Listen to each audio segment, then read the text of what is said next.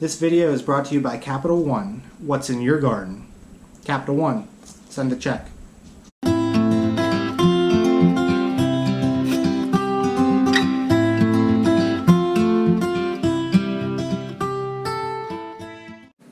Alright, so it is December, which I think is an appropriate time to start planting your garden for the next year.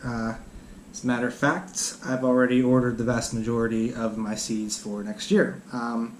So here in my garden, I'm going to focus mainly on just peppers and tomatoes. As much as I love growing zucchini and broccoli and lettuce and all that, it takes up a lot of room for something that I can just run to the store and get anytime. I still may plant them different areas of the yard, just not in my limited gardening space. And the tomato seedlings that the fruit market down the street has every year, way better than I can raise them from seed. So I'm not going to mess around with tomatoes this year. I'm just going to buy the seedlings. So excuse me.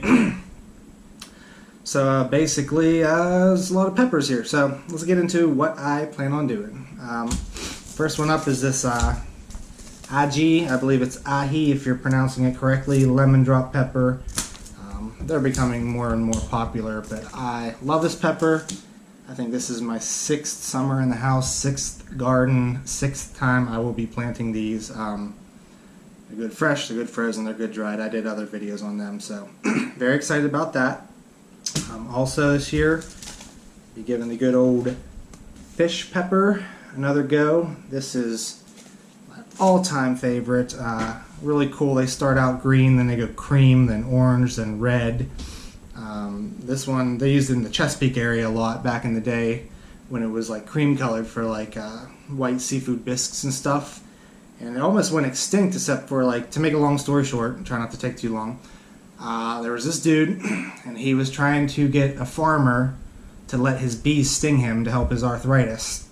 But he couldn't pay for it, so he traded him these fish pepper seeds that everybody thought had gone extinct, and it was brought back and is now a thing again. And I love the taste of them. They're very ornamental looking, so is the plant, so it's been 2 years since I've got to taste one. I must have got a bad packet 2 years ago and reused that packet last year, so I just threw out, ordered new fish pepper this year. Please. Let's see. Also, Thai bird pepper. Planted that this year. Like them very much fresh. I pickled some. I dried a bunch hanging up there. We'll be doing that again. Sort of related is the Vietnamese version. It's a meteor pepper. I did have a couple of these germinate this year, but they didn't survive the transplanting. I never got to try them, so hoping that I can get that in this year. Then I have this Japones pepper. It says it's a pepper used in a lot of Szechuan Chinese cooking, so I'm excited about that. I grew a Chai Chien pepper years ago that kind of reminds me of this. It was like the same deal, so I'm sure they're related. So pretty excited about that one. Brazilian starfish pepper.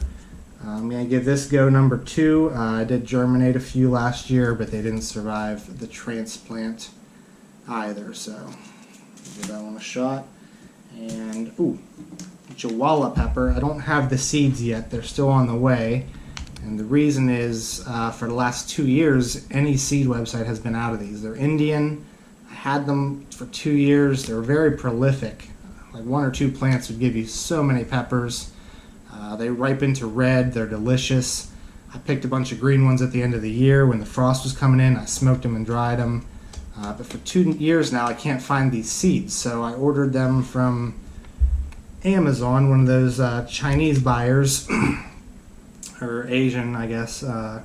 So it's taking quite a while to ship, and it might not be the real thing, but for a couple bucks, I'm willing to take a shot. I want to eat one of these peppers again, so hopefully I'll get those in before summer, but hopefully I'll get them in soon. Hopefully they are the legit Jawala pepper, and hopefully I can eat some. Now peppers I've never grown before. I'm going to do a purple cayenne this year. You know, the most well-known peppers, cayenne's probably my favorite for making hot sauces and stuff, and I think the purple will be a really cool take on that. I'm going to do Jamaican yellow Scotch bonnet.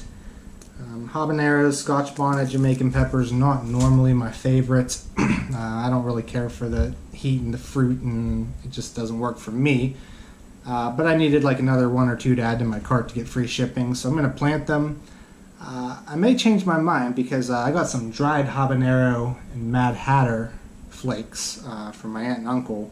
And the Mad Hatter remind me of the Brazilian starfish, and dried, it is delicious and I love it. So if anything, I get these and I don't like them, I'll just dry them out.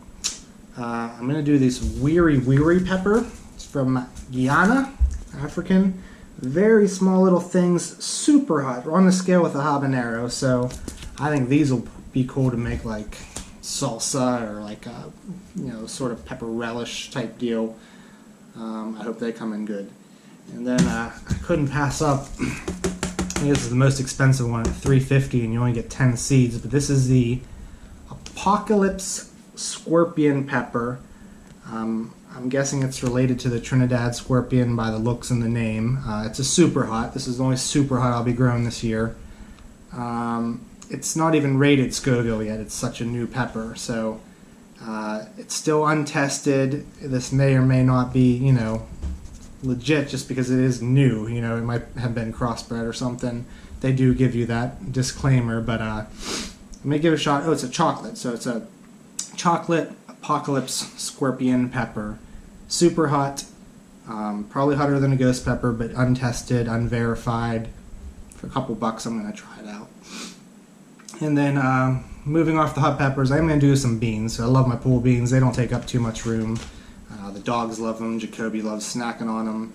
I grow them on the side of the garden, and they grow up the handrail for my steps. Easy peasy. So I'm going to do Cherokee Trail of Tears, black beans. I don't want to do too many varieties, so I split the difference with this. When you pick them fresh, they look like that green. You couldn't tell the difference between that generic Kentucky blue or whatever.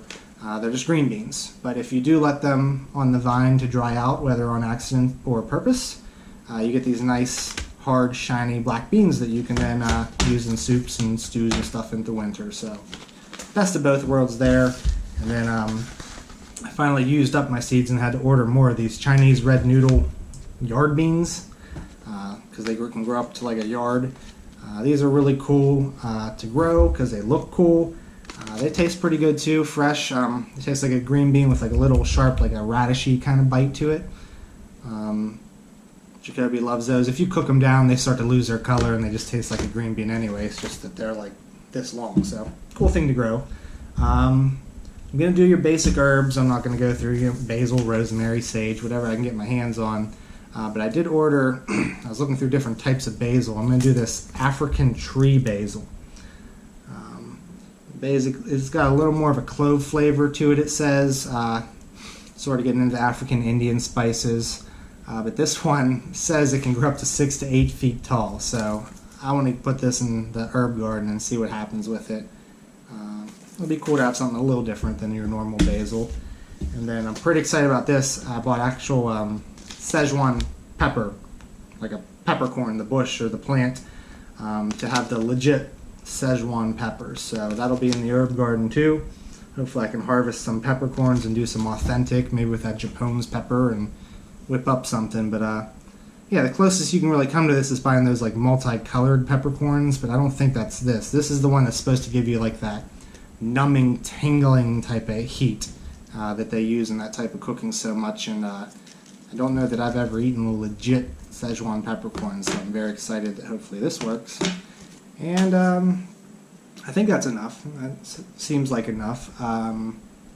Might do a few other things, but then I got this bad boy to help me, which is a 1-to-1 scale of my 19-foot by 6.5 foot available space in my garden. It's 19 inches by 6.5 inches. And these are 1.5 inch by 1.5 inch, which represents 1.5 foot by 1.5 foot, which is still a little cramped, but I think appropriate distance to plant pepper plants across from each other. So once I see what does germinate this spring, I will be able to plan out exactly how many I can do in what row and where. And not won't get to do it right now. Obviously, I gotta wait to see what I get, but I'm pretty excited about that too. So this is my 10-minute long, before editing, rambling video of what I'm gonna do for my garden for 2020. Hope you enjoyed.